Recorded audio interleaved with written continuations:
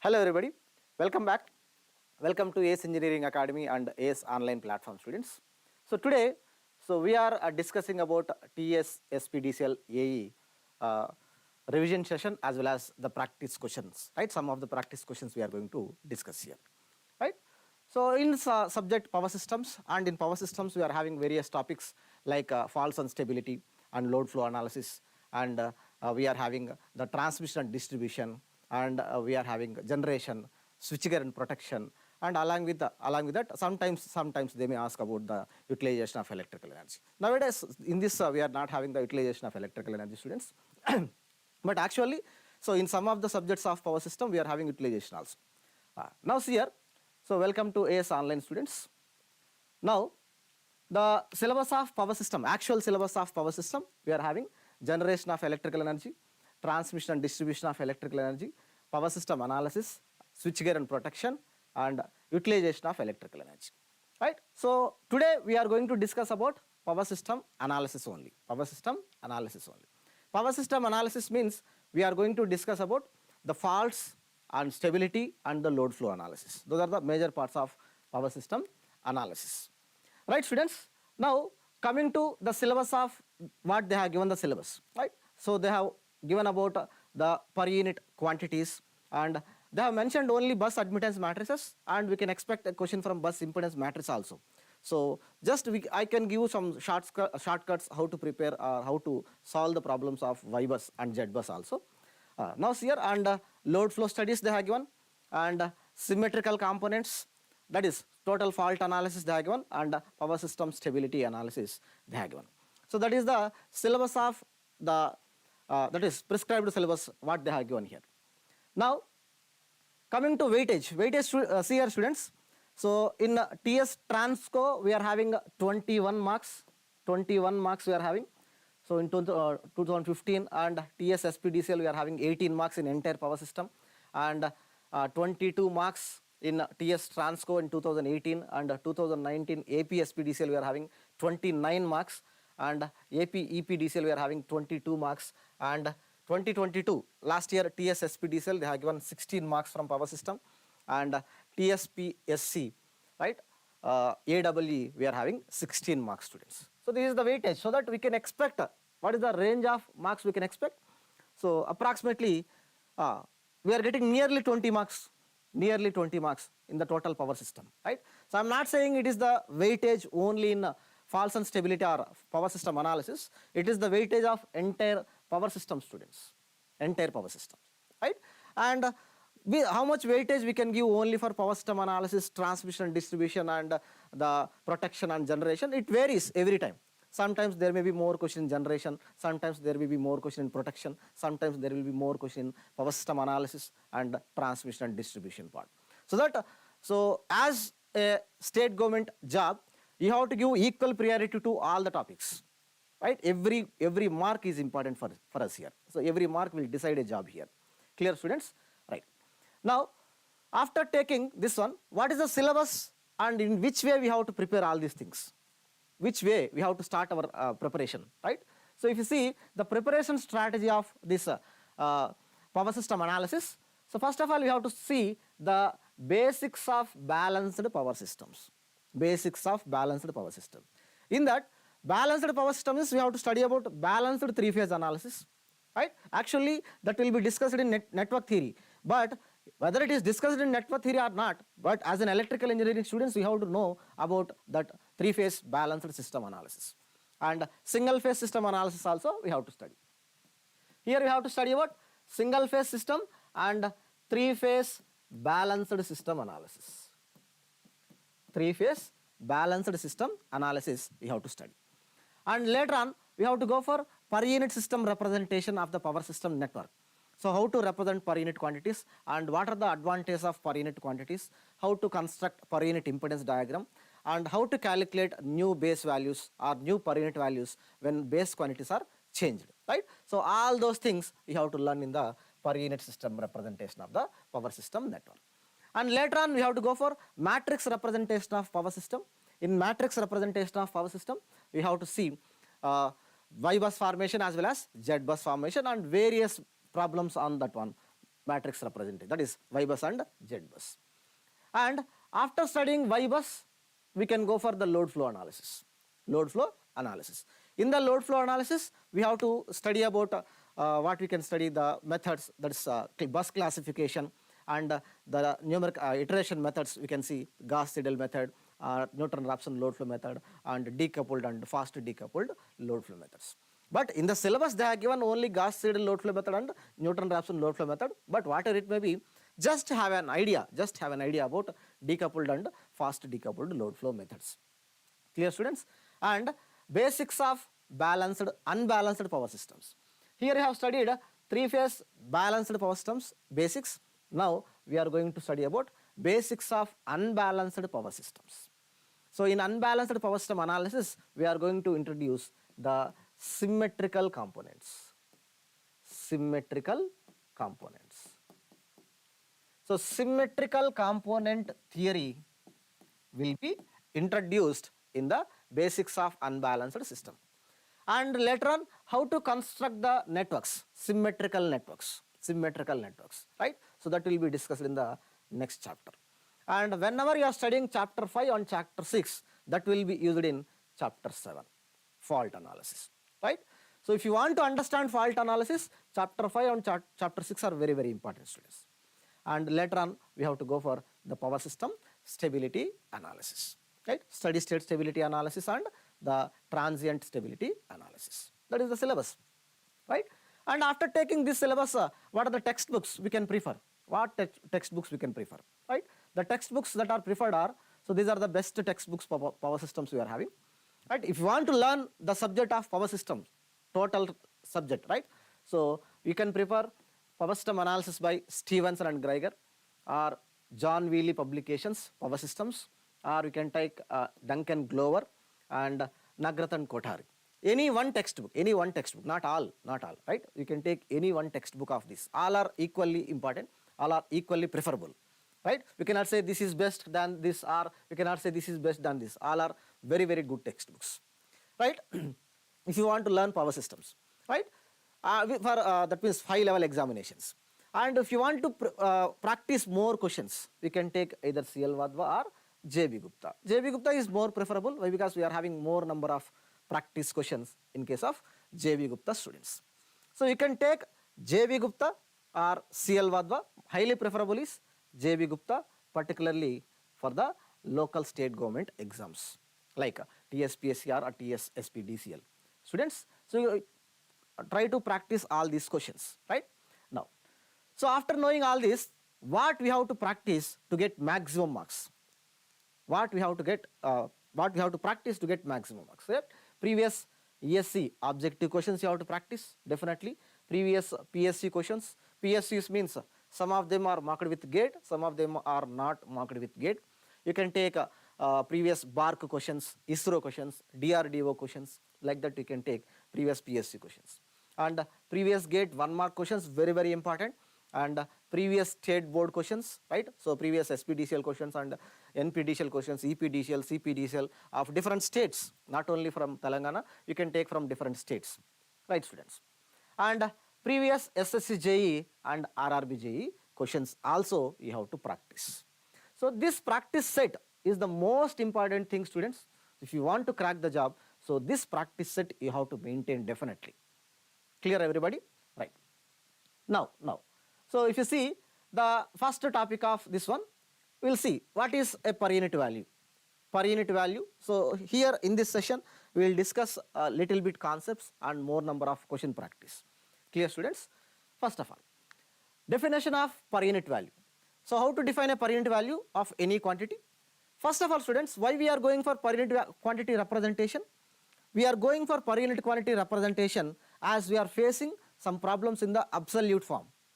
In case of absolute form, as we are facing difficulties in the calculations, voltage can be represented in volts, active power in watts, reactive power in var, and apparent power in volt ampere, different units, lot of units are there. That's why we are moving into unitless quantity system. This is unitless quantity system. So in this, the calculations will be very easy. That's why we are moving into per unit. per unit quantity representation. Now, what is per unit value of any quantity? The per unit value of any quantity will be, you can take actual value of any quantity in any unit. You can take the actual value of any quantity in any unit, and you have to take the base value of the same quantity in the same unit. Suppose if actual value is in ampere, the base value also should be in the amperes. Clear, right? If actual value is power, the base value should be power, right? If actual value is ohmic value, the base value should also be ohmic value. So like that we have designed. And finally, simply we can write it is actual value divided by base value. Actual value divided by base value. Clear, students? First of all, so based on this definition, right? So please tell me the answer for this question. So we are having, in a single phase system, the complex power drawn by the load is 100 at an angle of 60 degrees. If the source is rated for 200 kVA, then the active power in per unit is, what is the active power value in per unit, they are asking. So in a single phase system, the complex power drawn by the load is 100 at an angle of 60 degrees. Then if the source is rated for 200 kVA, then the active power in per unit is. Can you tell me the question, answer for this one? Please tell me the answer for this question. So I will check the comments here.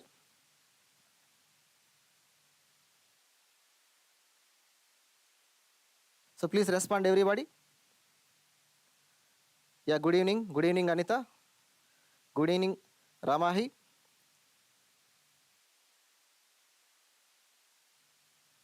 Yeah, what is the answer? Option A. Option A, 0.5 per unit. 0.5 per unit. Anita given, aspirant given. Option B, very good. You are responding. You are responding for the questions, right?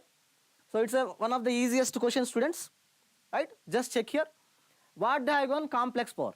And they are asking, what is the value of active power in per unit?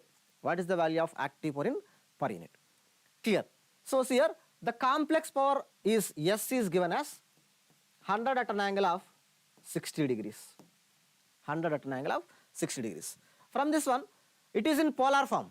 What is the active power value? The active power P is equivalent to 100 cos 60. What is the reactive power value? 100 sin 60. 100 sin 60. So 100 cos 60 will be the active power value. 100 sin 60 value will be the reactive power value. What is cos 60, students? 100 into cos 60 is 1 by 2. It will be 50 kilowatts. So that the active power P is 50 kilowatt. Then what is the active power per unit value? The per unit value of this one. How to calculate the per unit value, students? The active power per unit, P per unit, is equivalent to P actual divided by S base you have to take. The only available base power, is apparent power base, you have to use that one. So the active power is, how much? It is 50 kilowatts and S base is 200 they have given. S base is 200 kVA they have given. So 50 divided by 200, it will be 0.25 per unit. So that the correct answer is 0.25 per unit, students. 0.25 per unit. Please check it. So the active power in per unit they are asking. Very, very simple question and very, very basic question, right? So Durga, so please check it. It is option B, it's not option A. Why? Because they have given the base value as 200. Base value as 200. Please check it, everybody. So if you are having any confusion, about this, please check it. I will explain for this one. So actually, in a per unit system, we are having a synchronous generator. The rating of synchronous generator is the rating of synchronous generator.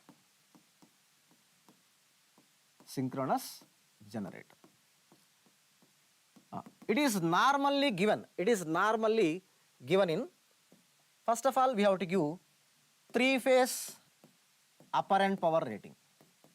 3-phase apparent power rating. So normally they will give 3-phase apparent power rating. That is normally in MVA or KVA. So generally if it is 3-phase, it will be given in MVA, right, based on the size. And also second rating is the line to line full load RMS voltage rating they will give. That will be in kilovolts. Clear, students? These are the known quantities of active power, that is the apparent power and the voltage. See here, students, whatever it is known, those quantities you have to take as base. So that we can take this one as S base and this one as V base.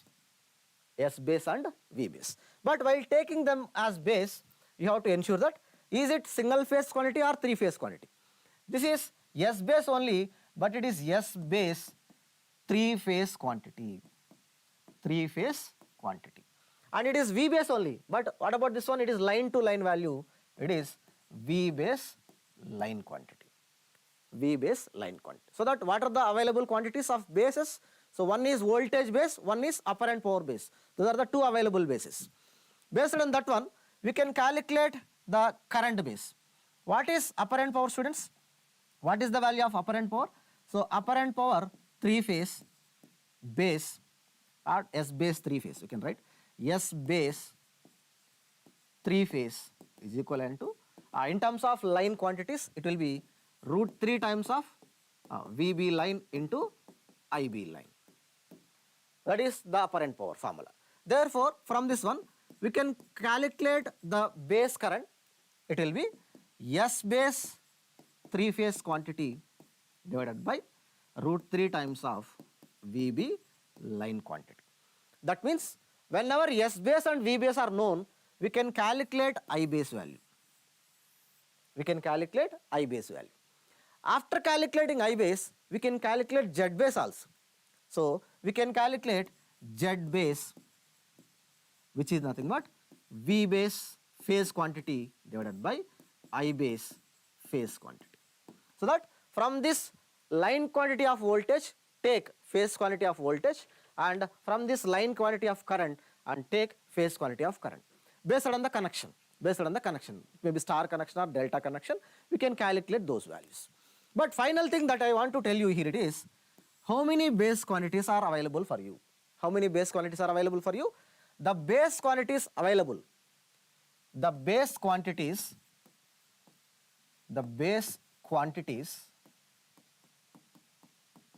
available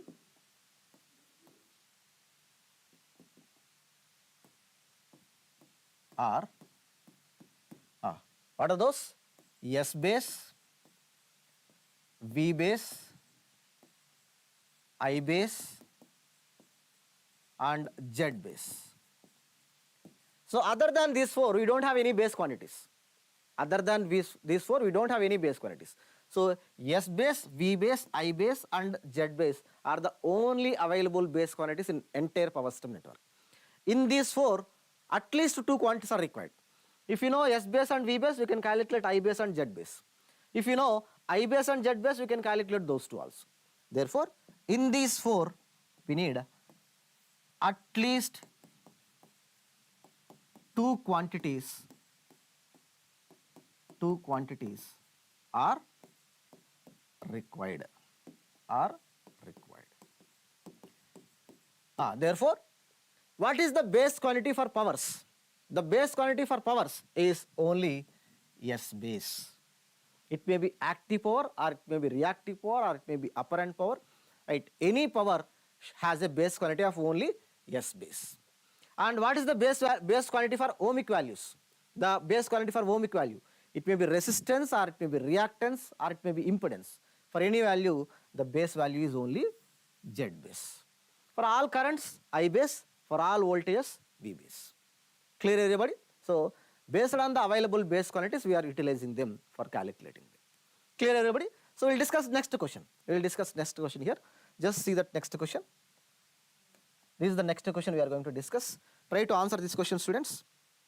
Try to answer here. A single phase induction motor. A single phase induction motor is connected to a single phase source rated for 100 kVA and 100 volts. The motor is absorbing a power of 100 kilowatt at 0.5 power factor lagging. The per unit value of reactive power absorbed by the motor is. Just read the question carefully. One of the easiest question.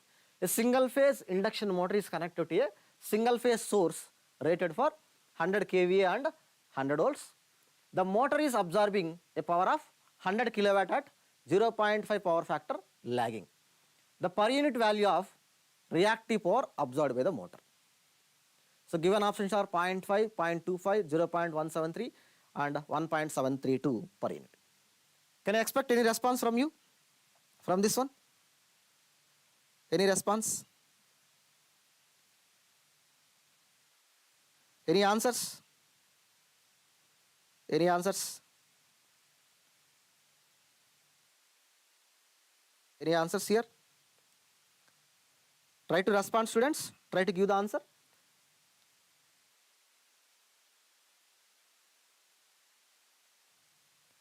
Yeah, some students are giving. Munilakshmi, thank you. Right. Right. Any answers here? Avanti, very good. Option D, 1.732. Anita, very good. 1.732 is the perfect answer, right? 1.732 is the perfect answer. Yes. If you see that solution, if you check here, they have given S base. What is the value of S base given? 100 kVA. 100 kVA is the S base value. S base is 100 kVA. And what about the active power value? The active power P is given 100 kilowatt. 100 kilowatt. And power factor is given cos phi. It is 0.5 lag. And they are asking what is the per unit value of reactive power? What is the per unit value of reactive power? Calculate reactive power value. What is Q actual value? Q actual is, how to calculate Q actual, students? Just take the triangle here. This is the active power P, real power, and this is the imaginary power Q, the reactive power, and this is the apparent power S. And this is the power factor angle phi. From this one, we can calculate tan phi. What is tan phi? Opposite side by adjacent side, it will be Q by P, and Q is equivalent to P tan phi. P tan phi. Therefore, the formula for Q is P into tan phi. What is P, students? Given 100 kilowatts. And what is tan phi? Tan of cos inverse of 0.5. So when cos phi is 0.5, then what is the value of phi? It will be 60 degrees. You can write tan 60. So tan 60 is root 3 into 100. It will be 173, right? 173.2 var. kVAR. You can write it as kVAR. kVAR. That is the actual value of reactive power. Actual value of reactive power. And what about Q per unit, students? Q per unit is Q actual divided by, what is the base quantity? S base. It will be S base. So it will be 173.2 divided by 100. It will be 1.732 per unit.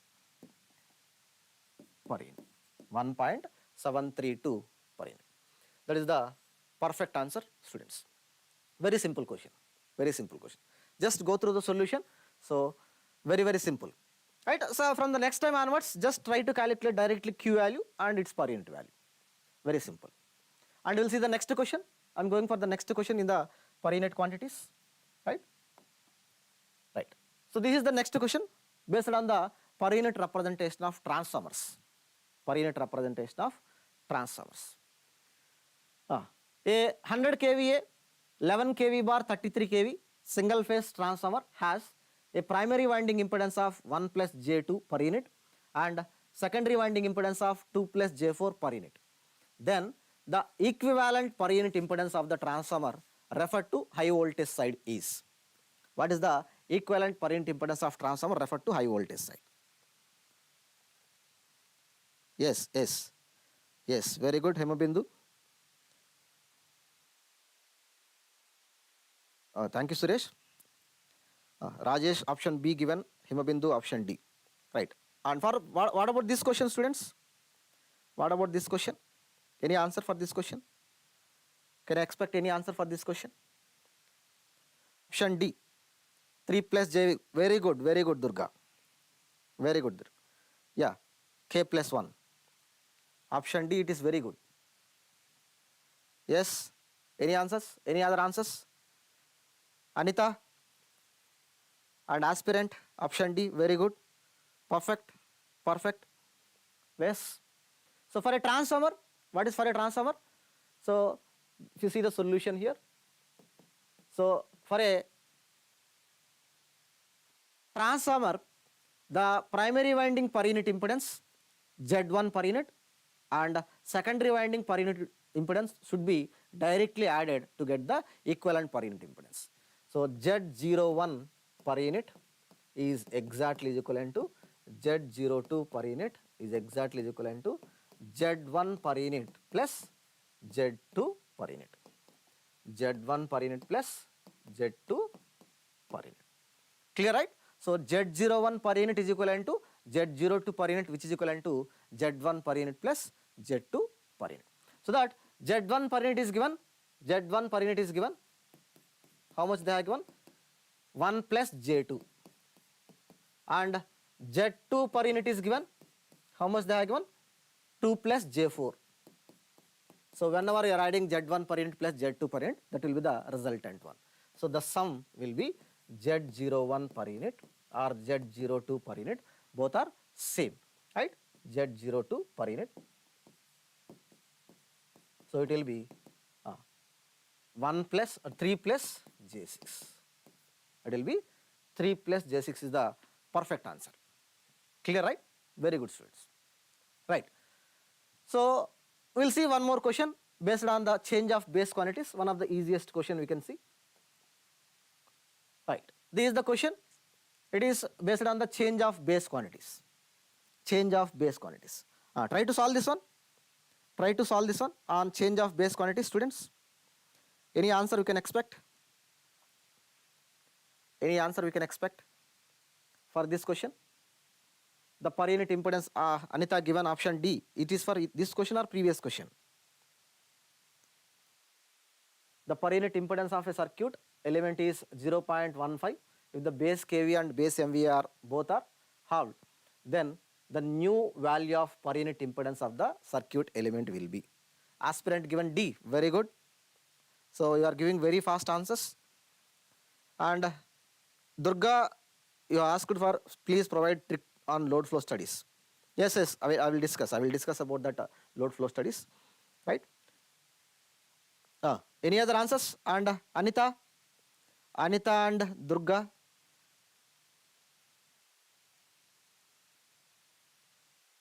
Yeah, for this one, for this question or previous question?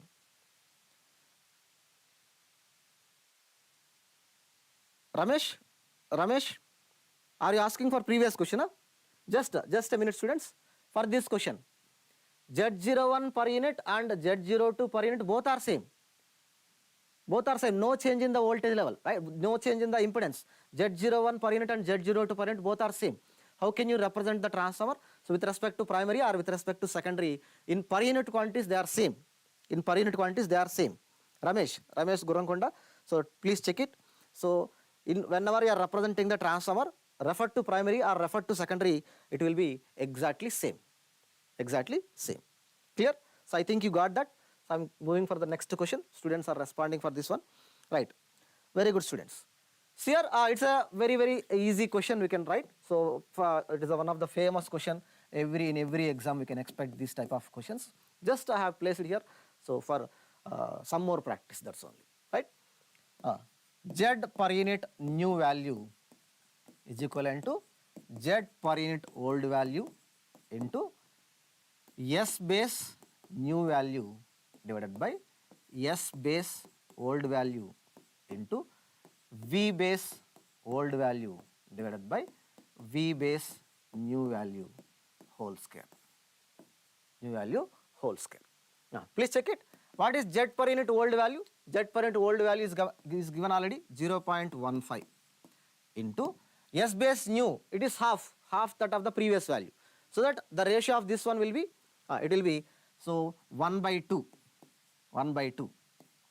into, what about this one? V base old is V only, and V base new will be 1 by 2 whole square, 1 by 2 whole square. So that, so it will be 0.15 into 1 by 2 into 4. So it will be 2 times of 0.15, it is 0.3 per unit. So one of the easiest question and very famous question. So for every 2 years we can expect this type of questions. Clear, students? But if this is the question, most of 99% of the students are going to solve this type of questions. Clear, everybody? So these are the questions we are having in, we can expect in per unit systems, and we are moving into the next level of the questions here. Right, just check here, students. Yeah, so this question is related to the bus admittance matrix formation, students. Bus admittance matrix formation. Try to understand the question clearly. The bus admittance matrix of a power system network consisting of total of 22500 elements, out of which 20350 elements are zeros. If the power system network consisting of 100 transformers, then the number of transmission lines will be. How many number of transmission lines we can expect in this one? So please go through the question clearly.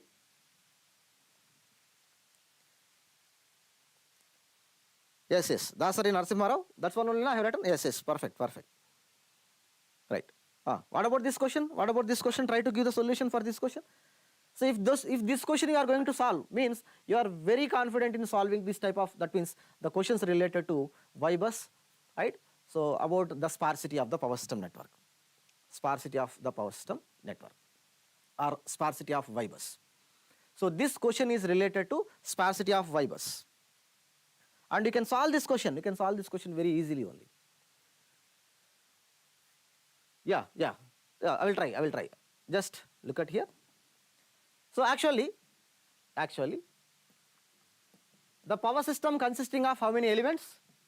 Total number of elements, 22500. Total number of elements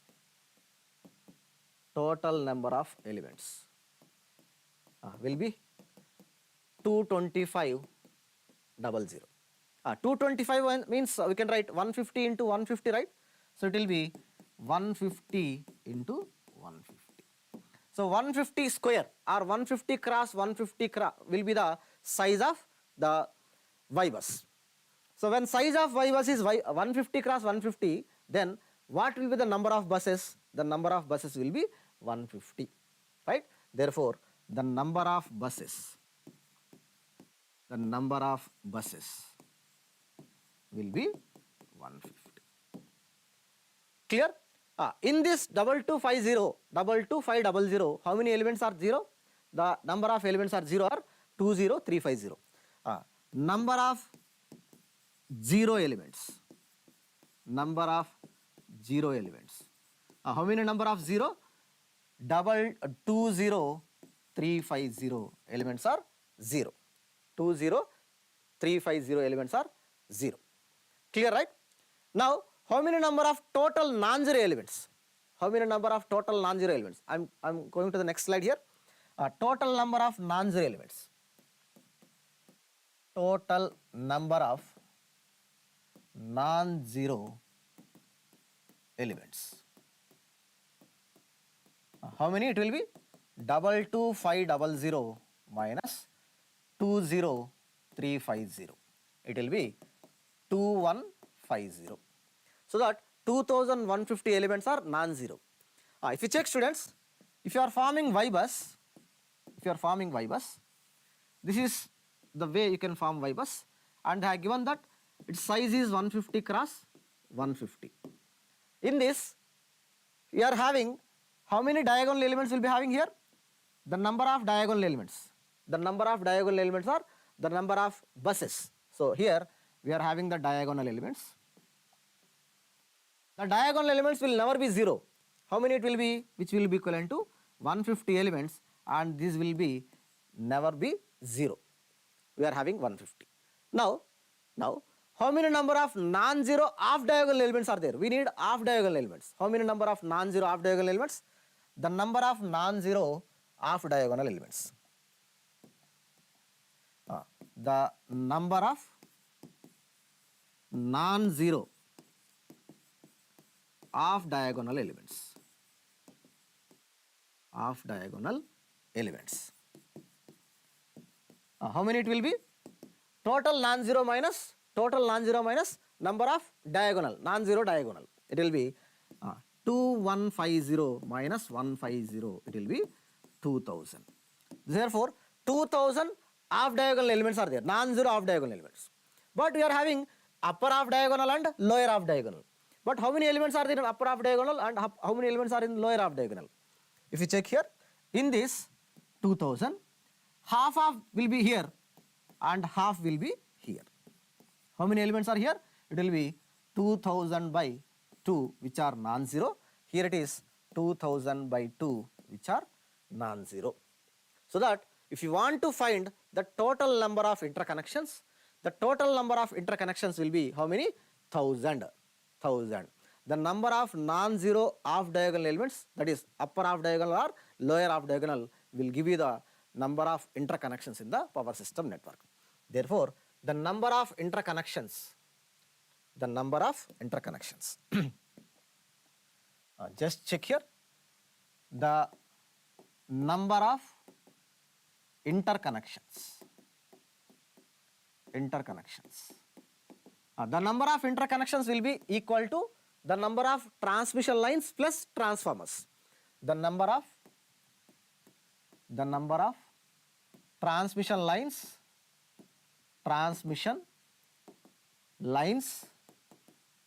plus number of transformers. So totally how many it will be? 1000. So total interconnections will be 1000. But if you see the question carefully, they have given there are 100 transformers and they are asking how many number of transmission lines are there. There are 100 transformers, then how many number of transmission lines are there, right? So therefore, number of lines will be equal to 1000 minus 100, it will be 900. 1000 minus 100, it will be 900. So in this network, 900 transmission lines will be there. So this type of questions are very, very important, students. So you can solve this one very faster. So within 1 minute or 1.5 minutes, we are going to solve this one, right? So how much fast you are going to do all these calculations, that depends on your calculation speed only. But we can expect this type of questions, right? So that the correct answer will be 900. 900 is the perfect answer. Let me see how many have given this one. Right. So aspirant is given A, Anita is also given A. And remaining students, Ramesh, Mahesh, Dasari Narsimha Rao, right, Durga, right. So I think it is clear for you how you are going to solve this type of question. I think it is clear for you. Clear, everybody? Right. So I'm moving to the next one. Here. Please check it. Right. The next question I can take here. Yeah. About the properties of Y-bus. Right? Just a minute. Just check here, students. The properties of the bus admittance matrix. Properties of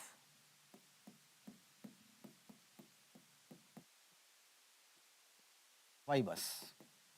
Tell me, what are the properties of Y-bus? First one, it is a square matrix. The number of rows and number of columns should be same, right? It is a square matrix.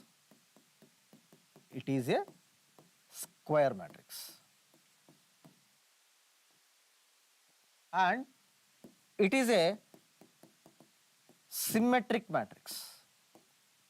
It is a symmetric matrix,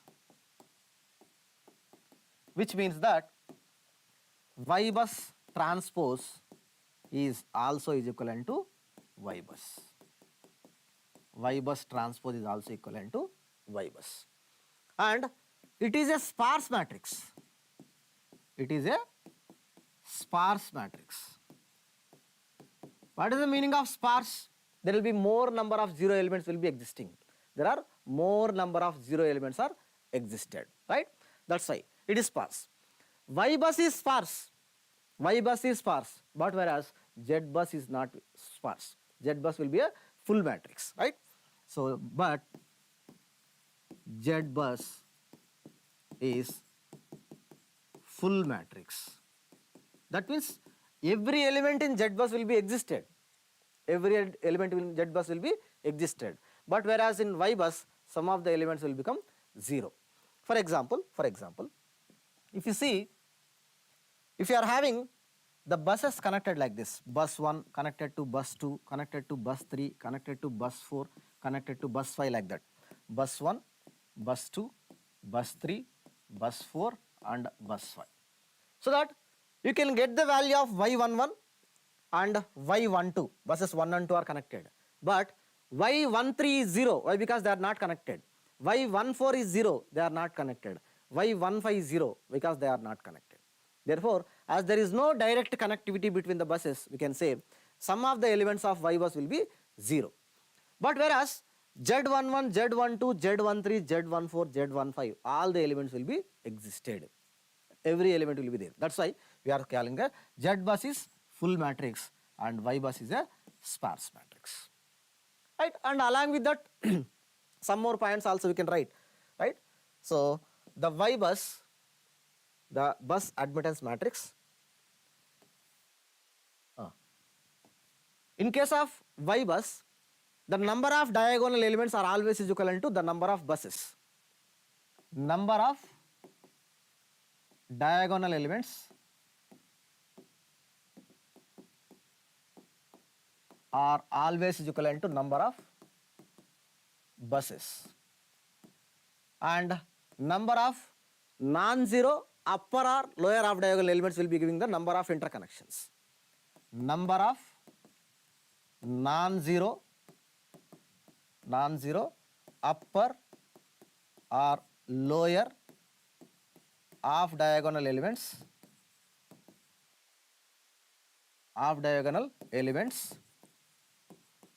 will give you number of interconnections. Right. And the number of interconnections is equivalent to number of transformers plus number of transmission lines. Number of transformers plus number of transmission lines. These are the properties that you can remember from Y bus students. Clear, right? So now we'll go for the question. I am going for the question here. So just go through this one. I am going for the question solving here. So based on that properties, they have given this question. See here, pick up the correct statement for this one. Small y12, but capital Y12 is equivalent to capital Y21. Dasar Narasimharao, small y12 is not an element of Y bus. Small y12 is not an element of Y bus. Capital Y12 and capital Y21, both are the elements of Y bus, right? So you can have capital Y12 is equivalent to capital Y21. Both are is equivalent to minus small y12 or minus small y21. So in Y bus you have to write capital values, not the small values. Don't confuse. Right. So it is admittance matrix is relatively sparse, and whereas impedance matrix is full. Right. So it's very good. So it's very easy answer. From the properties itself, we can give the answer for this one. Clear? Very good, everybody. Right. So I'm going for the next question.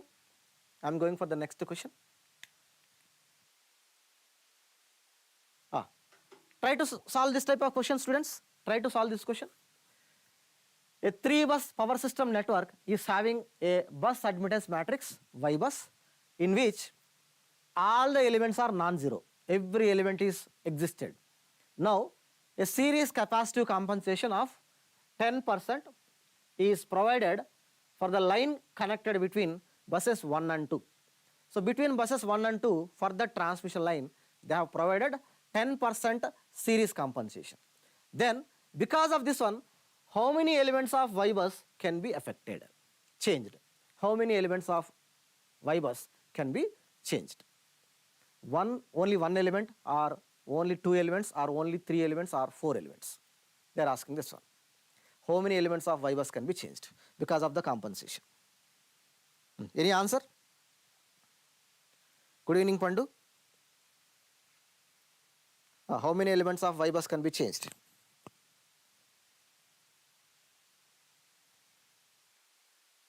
Yes, Dasari Narasimha Rao. Admittance matrix, sparse matrix, more zeros, less memory required. Very good, very good. Yes, yes. Yes. Two only, na? Knife, wife, knife. Nice name. Only it is two. Only two. And Anita, Durga Prasad. Yes, Durga Prasad, you have given 4.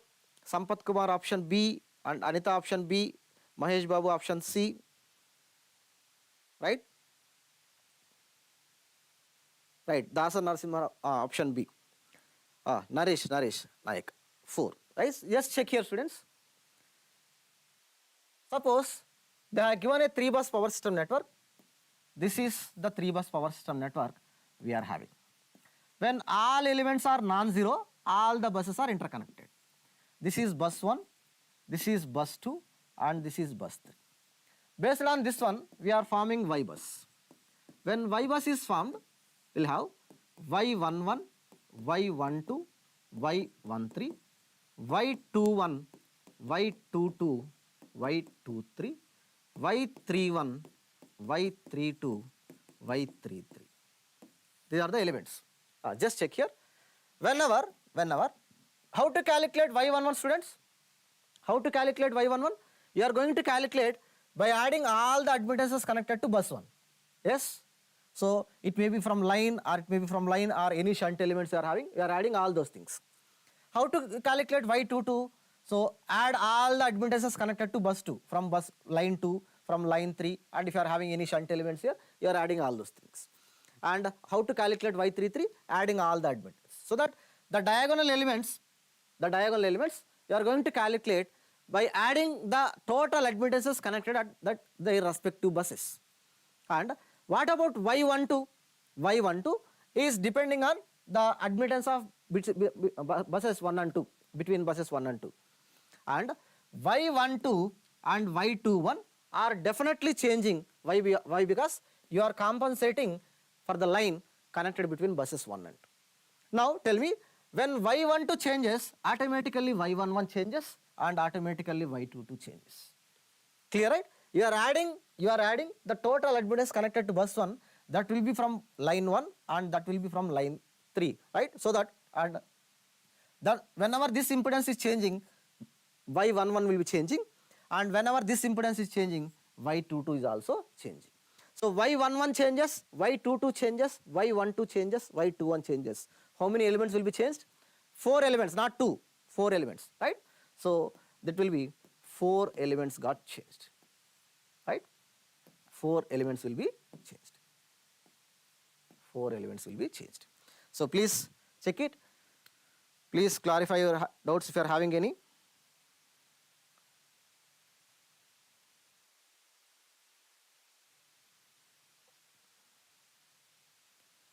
Right? Please clarify doubts if you are having any.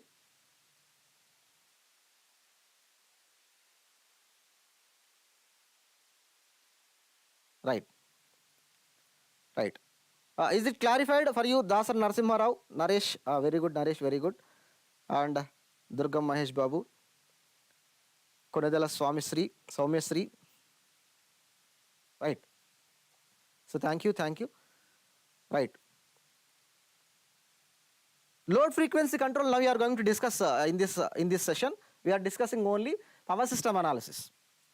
Very good. That's what I want to give you. Just check here. It depends on the number of elements. Please check here, students. Please check here. For series compensation,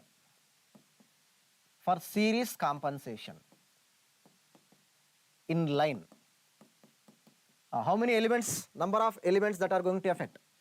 Number of elements that are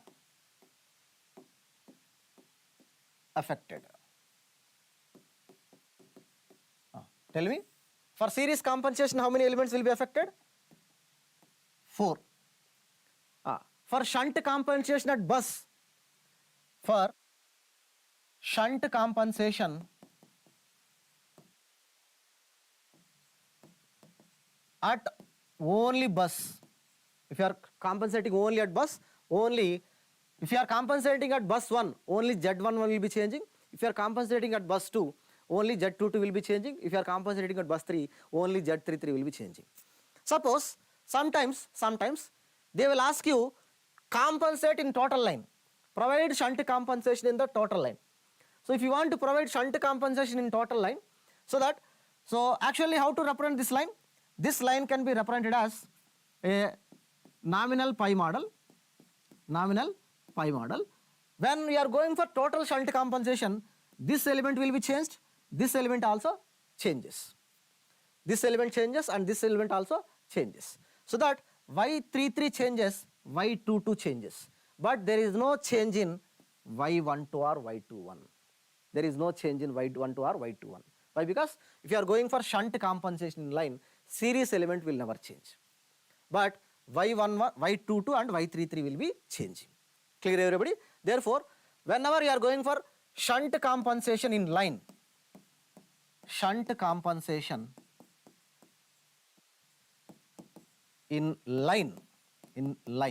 at bus is different and for line is different, right? At shunt compensation at bus means you are going to connect a shunt element only at particular bus, right?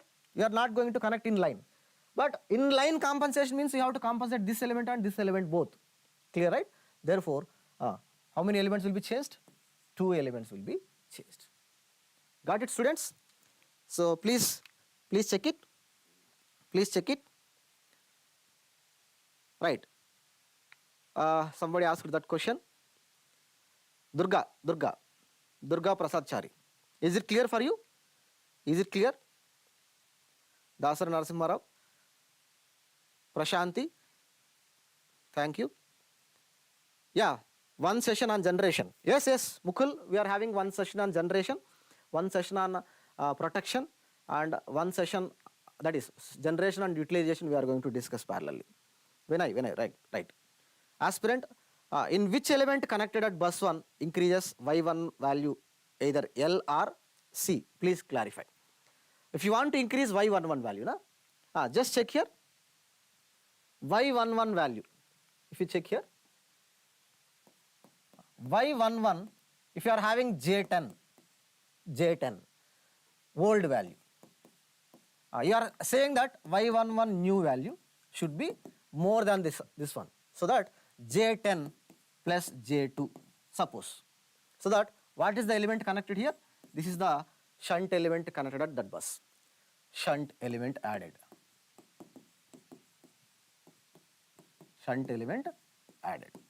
So that you are adding this element. What is the admittance value? Positive. When admittance value is positive, which element you have to add there? Is it capacitor or inductor? Just check here. Y11 new value is J10, is the previous value, and it is plus J2. Suppose if it is plus J2, plus J10 and plus J2, right? Suppose, which element you are adding? You are adding shunt capacitor. For example, if you are having Y11 old value is minus J10.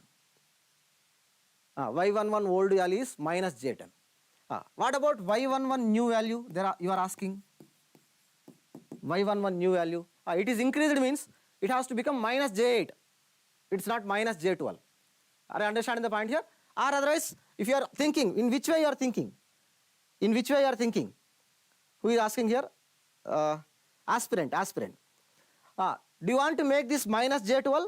Do you want to make this minus J12 or minus J8? That depends on you. Clear, right? So minus J, if you are thinking minus J12 is more than that of minus J10, magnitude is 10 and 12 and angle will be minus 90. And if you are making minus J8 by thinking minus J10 is more than less than that of minus J8, based on that one you have to connect that element. Clear? Clear aspirant? Is it clear for you? So if you want this minus J12, which element you have to add? It will be minus J10 and minus J2. Minus J10 and minus J2. If you are thinking this minus J12 is more than that of this one. Clear everybody? Right. So otherwise you can take, if it is if you are thinking minus J8 is the highest possible value, so it is minus J8. So minus J8 is less than this one value. So how much you are adding? So plus J2. Plus J2, right? So that means for plus J10, if you check here, it is minus J10. I want to make it as minus J8, so that I have to add plus J2. It should be a capacitor. It should be a capacitor. Here, why? Because minus J8 is more than that of minus J10. In that way, in both cases, we can say capacitor is the answer. But if you are thinking, sir, minus J12 is also more than that of minus J10, means the concept will be different. Concept will be different. Clear, right? Yes, right. Right, students. Right, students. Very good, very good. Next one. So I'm going for the next question here. Yeah. So this question related to Z bus. Z bus. Most of the students, you don't know how to calculate Z bus. I will give you a simple shortcut how to calculate Z bus values. Please try it if you are able to give the answer or not. Please try it if you are able to give the answer or not. The element Z33 of bus impedance matrix of the power system network given is. What is the value of Z33?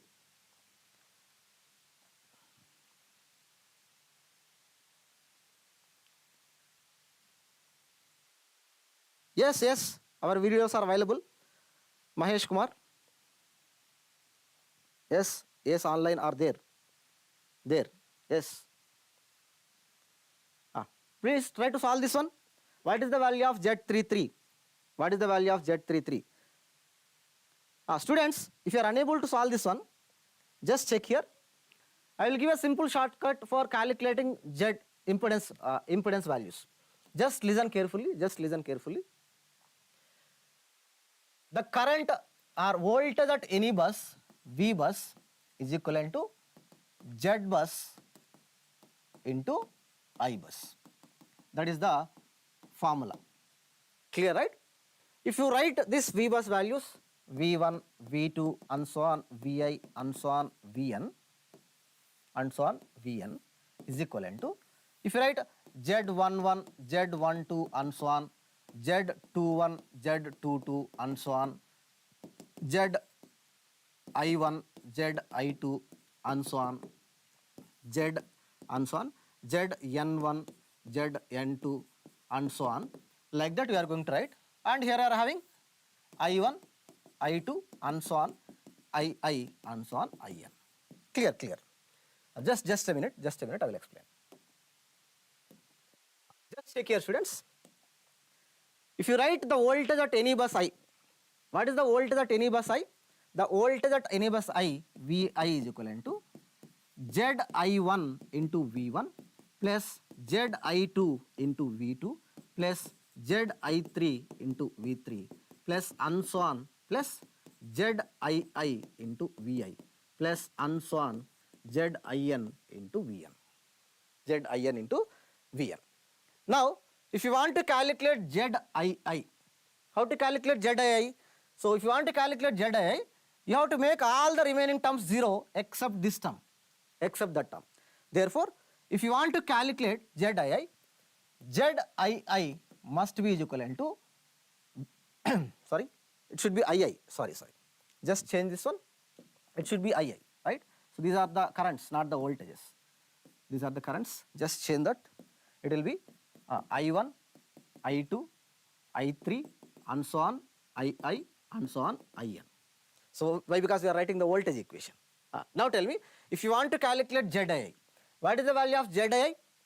The value of Zii is equivalent to Vi divided by Ii, such that all the remaining currents, all the remaining currents are 0. So I1 is 0, I2 is 0, and so on, IN are 0, but II is not is equivalent to 0. I is not is equivalent to 0. Therefore, except at ith bus, at remaining all buses you have to open circuit. Whatever the current sources we are having, those current sources you have to make them 0. Simply if you want to say, this will be the Thevenin's equivalent impedance at that bus. Thevenin's equivalent impedance at that bus. So how to calculate the Thevenin's equivalent impedance? Just check here.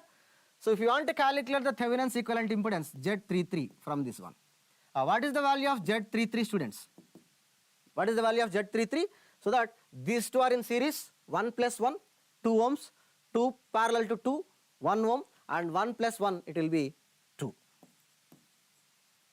2. Please check it, I will write.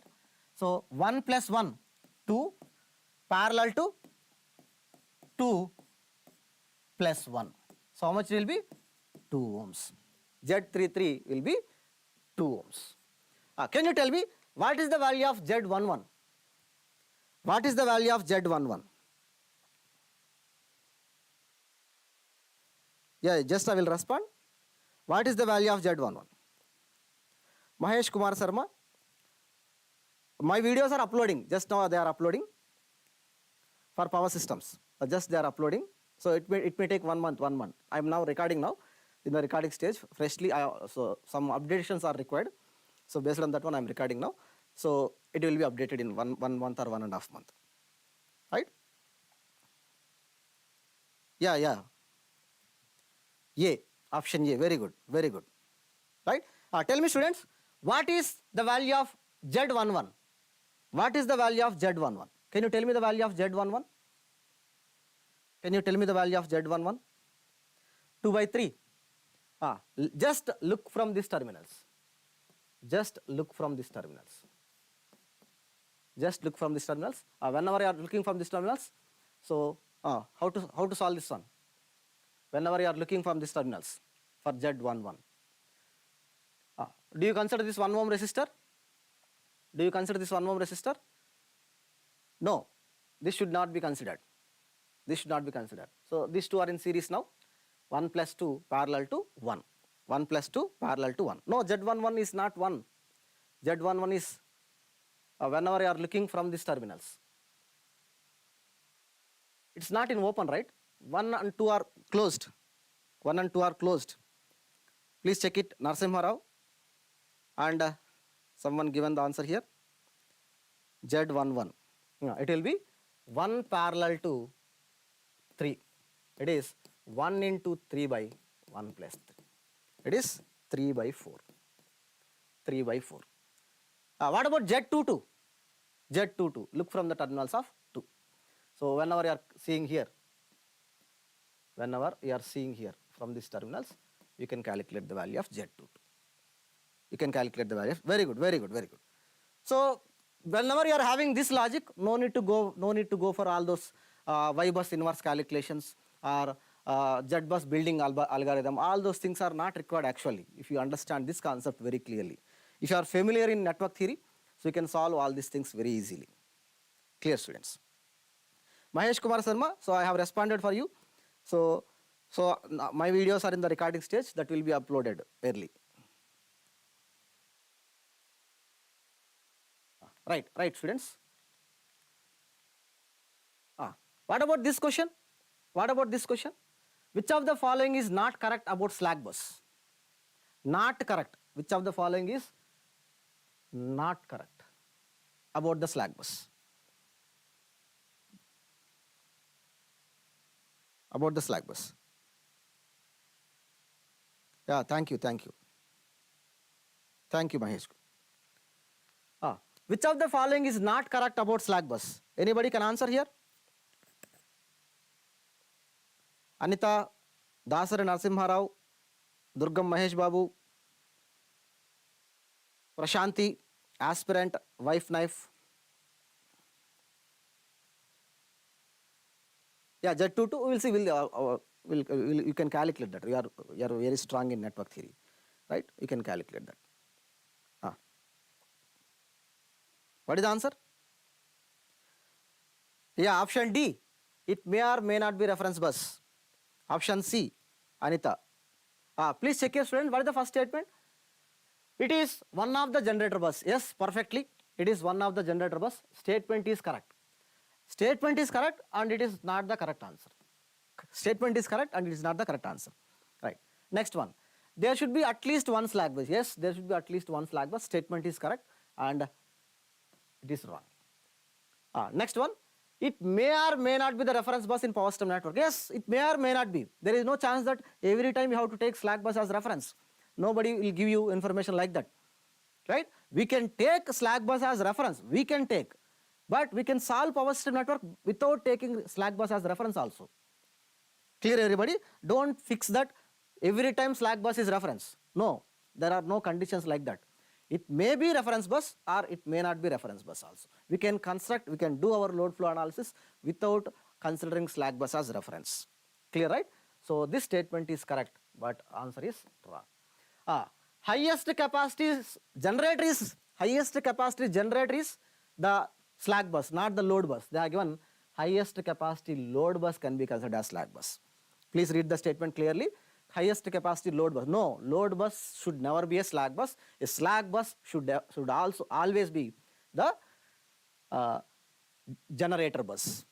Generator bus, right? So this statement is wrong and answer is correct. Answer is correct. Clear everybody? Right, right. Yeah, highest, yes, aspirant. It should be highest capacity PV bus, not load bus. That's why. Statement is wrong. Highest capacity generator bus. It has to supply the losses in that system, right? And it has to balance the power also. So that will be done only by the slack bus. Clear, right? Clear. We'll go for the next question here. Tell me the answer for this question. Tell me the answer for this question. In a load flow study, voltage limits are imposed at all the buses in any iteration. If a load bus violates its voltage limit, then it will be switched to. If the load bus violates its voltage limits, then it will be switched to. Please check it. Please check it. In a load flow study, voltage limits are imposed at all the buses in any iteration. If a load bus violates its voltage limit, then it will be switched to. It will be switched to. Option B. Yes, PV bus. Perfect. Perfect. Here, when voltage limits are violated,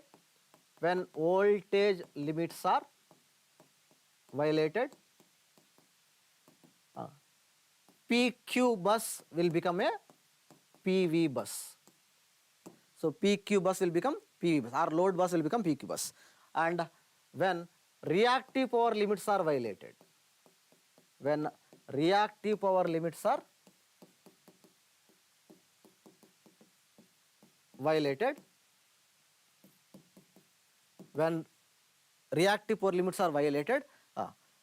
PV bus can be converted as PQ bus. PV bus can be converted as PQ bus. Students, it's very clear, very simple. Clear, students? So it's already time running very fast.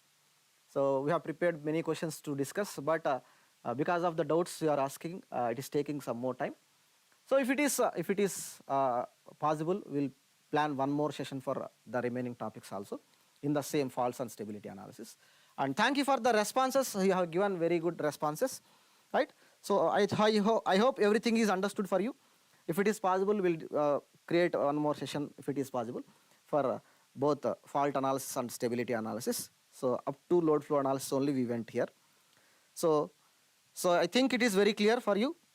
If you are having any doubts, please send your doubts to my mail ID is powersystems.prasad2010 right? powersystems.prasad right at 2010 at gmail.com, right? It's not possible to continue here. There is one more session. It is planned already here.